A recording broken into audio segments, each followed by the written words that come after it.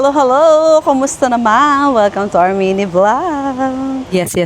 And bago mag-umpisa ang ating araw, ako at si Mima Jade ay dumaan muna dito sa salon. Sinamahan nga natin ang ating Queen Jade dito para magpa-fresh at ayan ay nadamay pa ako. Anyway, thank you so much at the salon. And after namin magpa-salon ay dumiretso na kami dito sa RT Bar kasi imimit natin. Imimit?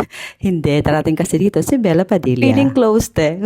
Anyway, andito nga pala ang mga kasama nating ibang mga vlogger. Na ayan nga at nag-tiktok pa nga habang hinihintay si Bella Padilla. Ilang saglit nga lang ay naandito na si Bella Padilla. Andito siya para mag-support sa event ng Shukran Festival na naganap kamakailan lamang dyan sa may Sahara Atrium. At sa press con nga ay talaga namang bibong-bibo ton si Bella Padilla. Talagang sinagot niya ng tahasan ang aming mga simpleng tanong lang naman. At pumayag din siya na makapag-picture sa amin at talaga naman super nag-enjoy kami. Maraming salamat TFC at Mami Josie. At after Bella Padilla press con ay dumiretso kami sa DIFC para magkape-kape at mag-chill-chill lang. Sabi damang-dama mo sa place na to ang Pasko. At dahil dyan, ginarab na namin ang opportunity na makapag-shoot para mag-promote ng kanya-kanya naming brands at pag-promote na din ng mga events at personal vlogs. Kasi the place is giving. Huy. At eto nga, namunyeka kami ng very slight kasi pupuntahan namin dapat na cafe ay fully booked. Kaya dito na lang kami nagstay sa Pete's Coffee. Anyway, let's call it a night. Maraming salamat sa panonood. Sana nag-enjoy kayo sa every upload natin na vlog. Thanks for watching. Bye-bye.